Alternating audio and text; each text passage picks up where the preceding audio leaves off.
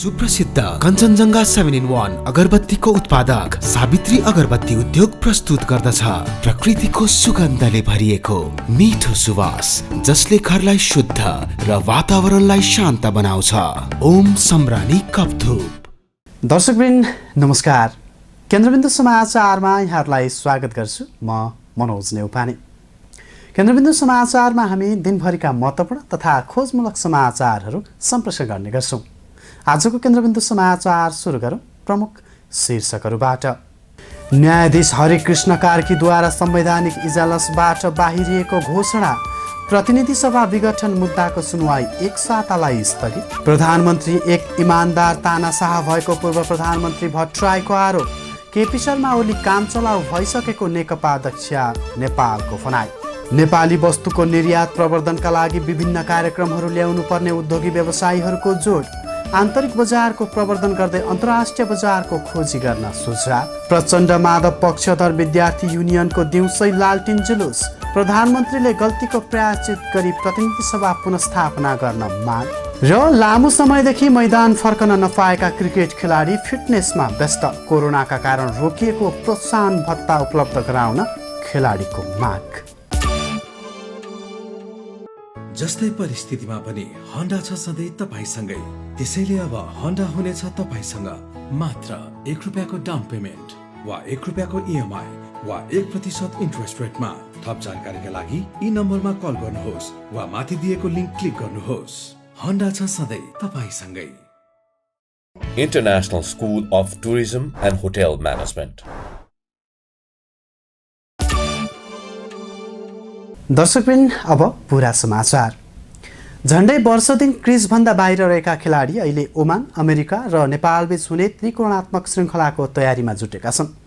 यता गत साउनदेखि रोकिएको प्रोत्साहन भत्ता उपलब्ध गराइदिन माग गर्दै राष्ट्रिय तथा अन्तर्राष्ट्रिय खेलाडी सङ्घ NNIPA ले बुधबार युवा तथा खेलकुद मन्त्री दावा तामाङलाई ध्यानाकर्षण पत्र बुझाएको छ। हेरौँ यिनै विषयमा रहेर तयार पारिएको यो खेल रिपोर्ट। नेपाल क्रिकेट सङ्घले नेपाली राष्ट्रिय क्रिकेट टोलीलाई मङ्सिर दोस्रो सातादेखि बन्द प्रशिक्षणमा राखेर चरणबद्ध तरिकाले अभ्यास गराइरहेको छ। कोरोना भाइरसको महामारीका कारण गत चैतदेखि क्रिकेट खेलाडीको प्रशिक्षण रोकिएको थियो। सोही कारण केही खेलाडीमा फिटनेसको समस्या देखिएको थियो भने चितवनमा भएको च्यारिटी खेलबाट खेलाडीको फिटनेस लेभल प्रष्ट पनि भएको थियो। सोही अवस्थालाई निहाल्दै नेपाली क्रिकेट टोलीका फिजियोले खेलाडीको फिटनेस लेभल विकासका लागि अहिले मेहनत गरिरहेका छन्। र अहिले हाम्रो मेन फोकस भनेको अब हाम्रो मार्चमा ओमानमा हुने ट्राई सिरिजको लागि नै फोकस हो। किन बिचमा लामो समयसम्म हामी चाहिँ ट्रेनिङ गरेका थिएनौँ अथवा ग्रुपमा ट्रेनिङ भएको थिएन। यतिखेर चाहिँ हामीले हाई एक्सप्लोसिभ ट्रेनिङ। न्यौपानेलाई साथ दिन ट्रेनर अहिले नेपाली खेलाडीको साथमा छन्। त्यसो त केही खेलाडीले व्यक्तिगत रूपमा त्रिवी क्रिकेट मैदान कीर्तिपुरमा अभ्यास गरिरहेका छन्। लामो समयदेखि मैदान ओर्लिन नपाएका खेलाडीलाई वृद्धि विकासका लागि विभिन्न चरणका अभ्यास गराइरहेको राष्ट्रिय क्रिकेट टोलीका फिटनेस ट्रेनर आशय हक्करले जानकारी दिए। They're actually good. I mean, like since the thing that they are staying at the high altitude, so according to the fitness they are quite good, and most of the players are young. Only 4-5 players who are more than 30 years old. यस्तै राष्ट्रिय टोली उपकप्तान Dipendra Singh एरीले injury बिस्तारै recover हुँदै आएको बताए। ओमनसँगको श्रृङ्खलालाई लक्षित गरेर टोलीले अभ्यास गरिरहेको एरीले बताए। यस्तै युवा ब्याट्सम्यान रोहित पौडेलले पनि अभ्यासमा फर्किँदा खुसी लागेको प्रतिक्रिया दिए। अहिले ट्रेनिङको लागि चाहिँ सुरुको 2-3 हप्ता चाहिँ अलि बेसी भन्नाले कि अलि ट्रेनिङमा फोकस गरेको थियो धेरै, अनि त्यसपछि अहिले कम गरिरहेछौँ। जे होस् अहिले चाहिँ अब ट्रेनिङ अब यसरी हुन्छ यस्तो हुन्छ भनेर अब बिस्तारै थाहा हुँदैछ, प्रोग्रेस हुँदैछ। एकदमै खुसी लागेको छ किनभने जस्तो अस्ति नै पनि हामीले क्याम्प गरिसकेका थियौँ। अनि क्याम्प गरेपछि फेरि उता पहिलाभन्दा चाहिँ अलिकति इम्प्रुभ तरिकाले प्र्याक्टिस गरिरहेछौँ र फिटनेस पनि गरिरहेछौँ। सुरुदेखि चाहिँ पहिला चाहिँ बेसिकमा धेरै ध्यान दिनुभयो सुरुमा आएर, अनि त्यसपछि बडी थाहा पाएपछि हाम्रो चाहिँ त्यसपछि चाहिँ अब लोडहरू त्यसपछि त्यही हिसाबले लोड दिइराख्नुपर्छ। सो एकदम राम्रो तरिकाले गइरहेको छ। सन् 2014मा बङ्गलादेशमा भएको 2020 विश्वकप खेल्दै अन्तर्राष्ट्रिय स्तरमा उदयमान देशको परिचय बनाएको नेपालले एक दिवसीय मान्यता पनि पाइसकेको छ। अहिलेको अवस्थामा तयारीलाई तीव्रता दिएको नेपालले ओमान, अमेरिका र नेपालसँगको त्रिकोणात्मक श्रृङ्खला सुखद बनाउन जुटिरहेको हो। यता गत साउनदेखि रोकिएको प्रोत्साहन भत्ता उपलब्ध गराइदिन माग गर्दै राष्ट्रिय तथा अन्तर्राष्ट्रिय खेलाडी सङ्घ NNIPA ले बुधबार युवा तथा खेलकुद मन्त्री दावा तामाङलाई ध्यानाकर्षण पत्र बुझाएको छ। मन्त्रालयमा पुगेर NNIPA ले उक्त मागको यथाशीघ्र सम्बोधन गर्न ध्यानाकर्षण पत्र बुझाएको हो। ज्ञापन पत्र बुझेपछि युवा तथा खेलकुद मन्त्री दावा तामाङले खेलाडीलाई उपलब्ध गराउँदै आएको सेवा सुविधा दिलाउनका लागि सहजीकरणको भूमिका खेल्ने बताएका छन्। नेपाल कम्युनिस्ट पार्टी नेकपा पुष्पकमल दाहाल प्रचण्ड माधव कुमार नेपाल पक्षको विद्यार्थी सङ्गठन अनेरा सबिउले दिउँसै लालटिन जुलुस निकालेर विरोध प्रदर्शन गरेको छ। युनियनले बुधबार लालटिन जुलुस गरी सरकारले प्रतिनिधि सभा विघटन गरेको कदमप्रति विरोध जनाएको हो। विद्यार्थीहरू उक्त कदमको विरोध स्वरूप माइतीघर मण्डलाबाट बानेश्वरसम्म दिउँसै लालटिन बालेर जुलुस प्रदर्शन गरेका हुन्। हेरौँ एक रिपोर्ट। नेपाल कम्युनिस्ट पार्टी नेकपा प्रचण्ड माधव नेपाल पक्षका विद्यार्थी सङ्गठन अनेरा सोबियोले दिउँसै लालटिन जुलुस निकालेर विरोध प्रदर्शन गरेको छ। प्रचण्ड माधव पक्षधर अखिल नेपाल स्वतन्त्र विद्यार्थी युनियनले बुधबार लालटिन जुलुस गरी सरकारले प्रतिनिधि सभा विघटन गरेको कदमप्रति विरोध जनाएको हो।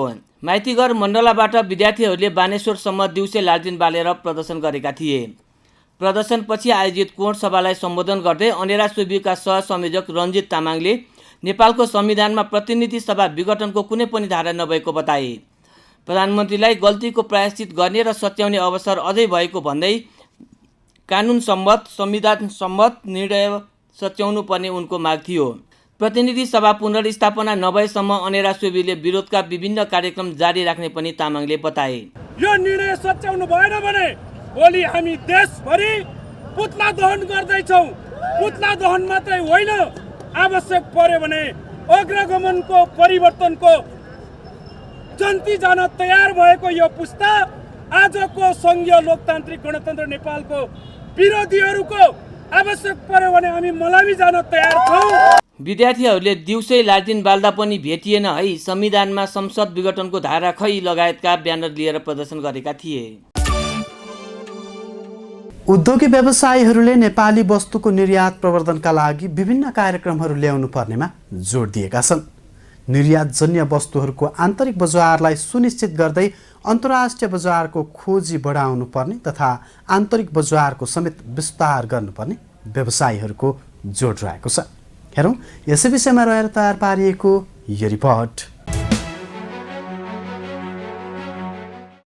उद्योगी व्यवसायीहरूले नेपाली वस्तुको निर्यात प्रवर्धनका लागि विभिन्न कार्यक्रम ल्याउनु पर्नेमा जोड दिएका छन्। 5औं निर्यात दिवसको अवसरमा नेपाल निर्यात परिषदले काठमाडौँमा आयोजना गरेको कार्यक्रममा बोल्दै उद्योगी व्यवसायीले निर्यातजन्य वस्तुको आन्तरिक बजारलाई सुनिश्चित गर्दै अन्तर्राष्ट्रिय बजारको खोजी बढाउनु पर्ने बताएका हुन्। नेपाल चेम्बर अफ कमर्सका अध्यक्ष राजेश काजी श्रेष्ठले कुनै पनि वस्तुको बाह्य बजार खोज्नुभन्दा पहिला आन्तरिक बजारमा प्रवर्धन गर्नुपर्ने बताए। त्यसका लागि सबै नेपालीले नेपाली वस्तुको प्रयोग गर्ने बानी बसाल्न विभिन्न एक्सपो लगायतका प्रवर्धनात्मक कार्यक्रमहरू सञ्चालन गर्न आवश्यक रहेको बताएका छन्। नेपाल उद्योग वाणिज्य महासङ्घका वरिष्ठ उपाध्यक्ष चन्द्र ढकालले कोरोनाको कारणबाट धराशायी बनेको निर्यात क्षेत्रलाई पुरानै अवस्थामा फर्काउन सबै उद्योगी व्यवसायीले एकैसाथ काम गर्नुपर्ने बताए। यस्तै महासङ्घको तर्फबाट निर्यात प्रवर्धनमा आफूले सक्दो प्रयास गर्ने प्रतिबद्धता समेत व्यक्त गरेका छन्। म पनि वास्तवमा यो एक्सपोर्ट काउन्सिलको निर्यात परिषदको म पनि एउटा चाहिँ संस्थापक चाहिँ सदस्यको चाहिँ हैसियतले र अहिले नेपाल उद्योग वाणिज्य महासङ्घको चाहिँ वरिष्ठ उपाध्यक्ष चाहिँ भएको हिसाबले वास्तवमा यो एक्सपोर्टलाई प्रमोसन गर्नको लागि नेपाल उद्योग वाणिज्य महासङ्घको चाहिँ तर्फबाट चाहे सरकारसँग भनौँ, चाहे रेगुलेटरसँग भनौँ, चाहे सम्बन्धित नियमनकारी निकायसँग चाहिँ एउटा चाहिँ पहल गर्ने कुरामा म लागि पर्नेछु भन्ने कुरा म यहाँ सबैजनालाई म एउटा चाहिँ विश्वास दिलाउन चाहिँ चाहन्छु। कार्यक्रममा निर्यात परिषदका अध्यक्ष हरिबहादुर कार्कीले निर्यात व्यवसायमा आइपर्ने समस्यालाई व्यवस्थित रूपबाट समाधान गरी निर्यात व्यवसायको हित संरक्षण र व्यावसायिक क्षमता अभिवृद्धि गर्न सबै क्षेत्रको सहयोग आवश्यक रहेको बताए। निर्यात व्यवसाय राष्ट्रिय अर्थतन्त्रको मेरुदण्ड समेत रहेकाले यसको विस्तार र प्रवर्धनका लागि निर्यात परिषदले काम गर्दै आएको उनले बताएका छन्। निर्यात व्यवसायमा आइपर्ने विभिन्न समस्याहरू व्यवस्थित रूपबाट समाधान गरी निर्यात व्यवसायहरूको हित संरक्षण गर्न, निर्यात व्यवसायहरूको व्यावसायिक क्षमता अभिवृद्धि गरी राष्ट्रिय अर्थतन्त्रको मेरुदण्डको रूपमा रहेको निर्यात व्यापारलाई विस्तार एवं अभिवृद्धि गरी विदेशी मुद्रा आर्जनमा वृद्धि ल्याई राष्ट्रिय अर्थतन्त्रलाई सुदृढ गर्न र नेपाल सरकारलाई निर्यात नीतिको तर्जुमा गर्न सहयोग गर्दै आइरहेको यहाँलाई म जानकारी गराउन चाहन्छु। नेपालबाट आर्थिक वर्ष 2076-77 कुल निकासी 77 अर्ब 70 करोड 91 लाख 5,000 रुपियाँ बराबर भएको थियो। यस्तै आर्थिक वर्ष 2077-78 को 5 महिनासम्म नेपालको कुल निकासी 50 अर्ब 55 करोड 6 लाख 8,000 मूल्य बराबर भएको छ। नेपालबाट निर्यात हुने मुख्य वस्तुमा ऊन, गलैँचा, पश्मिना, चिया, जुटका उत्पादन, अदुवा, नेपाली कागज लगायत रहेका छन्।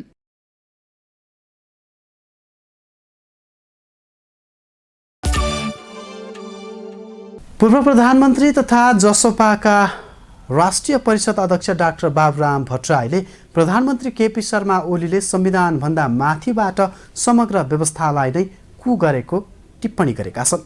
भट्टराईले ओली एक इमान्दार तानासाना भएको भन्दै अझै नेकपाभित्र उनलाई राखिरहनुको औचित्य सकिएको बताएका छन्।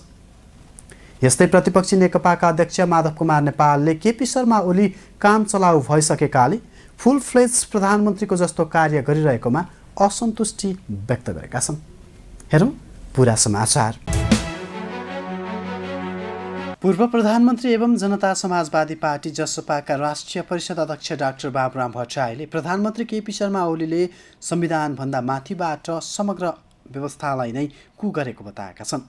नेपाल कम्युनिस्ट पार्टी नेकपा प्रचण्ड माधव समूहले काठमाडौँमा आयोजना गरेको अन्तर्पार्टी अन्तर्क्रिया कार्यक्रममा बोल्दै भट्टराईले प्रधानमन्त्री ओलीले संवैधानिक कु नभई संविधान र व्यवस्थामाथिको नै कु गरेको बताएका हुन्। प्रधानमन्त्री ओलीले गरेको कु 2017 सालमा राजा महेन्द्र र 2060-61 राजा ज्ञानेन्द्रले गरेको कु जस्तै भएको भन्दै ओली एक इमान्दार तानाशाह भएको बताएका हुन्। 40 को दशकभन्दा पहिले झापा आन्दोलनमा उहाँको चाहिँ भूमिका रह्यो होला, तर जति बेलादेखि जेलबाट निस्कनु भयो त्यसपछि अग्रगामी परिवर्तनका एजेन्डा गणतन्त्र, संहिता, धर्मनिरपेक्षता, समावेशिता यी सबैको उहाँ विरोधी मान्छे हो। त्यो उहाँले लुकाउनु भएको छैन। त्यसर्थ उहाँ इमान्दार तानाशाह भन्ने चाहन्छु म उहाँलाई। प्रधानमन्त्रीले संसद विघटन गर्ने कदम संवैधानिक हो वा होइन भन्ने विषयमा बहस गर्नु र भ्रममा पर्न नहुने पनि भट्टराईको जोड छ। कुनै पनि व्यक्तिले लहरमा प्रतिनिधि सभा विघटन गर्नै नसक्ने बताउँदै मन्त्री भट्टराईले अन्तर्राष्ट्रिय परम्परामा संसद विघटन गर्ने अभ्यास छ भन्दै नेपालको संसद विघटन गर्न नपाइने बताए। उनले अहिलेको व्यवस्थामा कुनै पनि तरिकाबाट संसद विघटन हुनै नसक्ने नेता भट्टराईको जोड छ। यस्तै पार्टीका अध्यक्ष माधव कुमार नेपालले प्रधानमन्त्री केपी शर्मा ओली काम चलाउ भइसकेको बताएका छन्। ओलीले फुल फ्लेज प्रधानमन्त्रीको जस्तो कार्य गरिरहेकोमा उनले असन्तुष्टि समेत व्यक्त गरेका छन्। राजनीतिक पार्टीहरूको अन्तर्क्रियामा नेता नेपालले ओलीको अहिलेको शैली निरङ्कुश र अहङ्कारी भएको बताए। ओलीले षड्यन्त्रको तानाबाना बुनिरहेको आफूले सुनिरहेको भए पनि ती सफल नहुने पनि नेता नेपालको भनाइ छ। हामीले पनि संविधान निर्माण गर्ने सन्दर्भमा संविधान सभामा गहन छलफल बहस गरेपछि हामी यो निष्कर्षमा पुगेका थियौँ कि अब हामीले राजनीतिक स्थायित्वको पक्षलाई ध्यानमा राख्नु पर्दछ।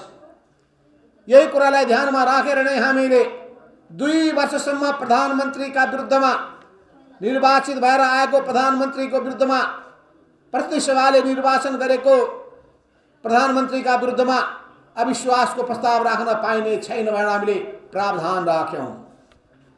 त्यसै आधारमा हामीले स्थायित्वलाई सोचेर नै 1 वर्षमा 1 पटकभन्दा बढी अविश्वासको प्रस्ताव दर्ता गर्न पाइने छैन भनेर अर्को व्यवस्था पनि राख्यौँ। यो राजनीतिक स्थायित्वको निम्ति हामीले गरिएको प्रबन्ध हो। यो यस्तै अध्यक्ष नेपालले ओलीको कदम असंवैधानिक भएको भन्दै त्यसले लोकतन्त्रका मूल्य मान्यतामाथि चोटिलो प्रहार भएको बताए। प्रधानमन्त्री ओलीले घरमा झगडा भएपछि घरै भत्काइदिने प्रवृत्ति देखाएको अध्यक्ष नेपालको आरोप छ। दर्शकवृन्द, केन्द्रबिन्दु समाचारमा अब टप 1 न्युजको पालो। सर्वोच्च अदालतका न्यायाधीश हरिकृष्ण कार्कीले आफूलाई संवैधानिक इजलासबाट अलग गराएको घोषणा गरेका छन्। सर्वोच्च अदालतमा जारी संवैधानिक इजलासमा भइरहेको बहसका क्रममा न्यायाधीश कार्कीमाथि प्रश्न उठेपछि आफूलाई संवैधानिक इजलासबाट अलग गराइएको कार्कीले स्वघोषणा गरेका हुन्। कार्की इजलासबाट अलग भएसँगै प्रतिनिधि सभा विघटन मुद्दाको सुनवाई बुधबारका लागि प्रभावित भई एक सातालाई स्थगित गरिएको छ। हेरौँ यसै विषयमा तयार पारिएको यो विशेष रिपोर्ट। प्रतिनिधि सभा विघटन विरुद्धको मुद्दामा चलिरहेको निरन्तर सुनवाई एक साताका लागि स्थगित भएको छ। न्यायाधीश हरिकृष्ण कार्कीले इजलासमा नबस्ने सो आदेश दिएपछि सुनवाई स्थगित भएको हो। अब अर्को पेशी एक सातापछि अर्थात् पुस 29 गतेका लागि तोकिएको छ। प्रधान न्यायाधीश चोलेन्द्र शमशेर जबराले कार्कीमाथि प्रश्न नउठाउन समूह थापा लगायतका वरिष्ठ अधिवक्ताहरूलाई आग्रह गरे पनि आफ्नो भूमिकामाथि प्रश्न उठाइएको भन्दै न्यायाधीश कार्कीले आफू नरहने घोषणा गरेका हुन्। वकिलहरूले न्यायाधीश कार्की इजलासमा हुँदा स्वार्थ बाजिने भन्दै त्यसको विकल्पमा बृहत इजलास गठन गर्न माग गरेका थिए। रिट निवेदक वरिष्ठ अधिवक्ता दिनेश त्रिपाठी, वरिष्ठ अधिवक्ता कृष्णप्रसाद भण्डारी र वरिष्ठ अधिवक्ता शम्भु थापाले अदालतको जनआस्था खलबलिने अवस्था सिर्जना हुने भन्दै न्यायाधीश कार्कीलाई संवैधानिक इजलासमा राख्न नहुने बताएका थिए। यस्तै संवैधानिक इजलासकै सुनवाई गर्ने कि बृहत इजलास गठन गर्ने भन्ने विषयमा न्यायाधीशहरू र कानुन व्यवसायीहरूबीच सवाल जवाफ हुँदा सुनवाई प्रभावित भएको हो। गत पुस 5 गते मन्त्री परिषदको सिफारिसमा राष्ट्रपति विद्यादेवी भण्डारीले प्रतिनिधि सभा विघटन गरेकी थिइन्। त्यस विरुद्ध दायर भएका 13 रिट निवेदनमाथि सुनवाई गर्दै सर्वोच्च अदालतले राष्ट्रपतिको कार्यालय, प्रधानमन्त्री केपी शर्मा ओली र सङ्घीय संसद सचिवालयलाई गत पुस 19 गतेभित्र कारण पेश गर्न आदेश जारी गरेको थियो। उक्त 3वटै निकायले अदालतको आदेश अनुसार लिखित जवाफ दर्ता गराएपछि आज अर्थात् 22 गते सुनवाई गर्ने कार्यतालिका थियो। तर बुधबार न्यायाधीश हरिकृष्ण कार्कीले इजलासमा नबस्ने सो आदेश दिएपछि सुनवाई स्थगित गर्दै अब अर्को बुधबार अर्थात् पुस 29 गतेसम्मका लागि सुनवाई स्थगित गरिएको हो। हस्त दर्शकबिन, आजका लागि केन्द्रबिन्दु समाचार सकिएको छ। भोलि पुनः यसै समयमा हामी उपस्थित हुने नै छौँ। तबसम्मका लागि बिदा दिनुहोस्। केन्द्रबिन्दु न्युज हेर्दै गर्नुहोला। नमस्कार।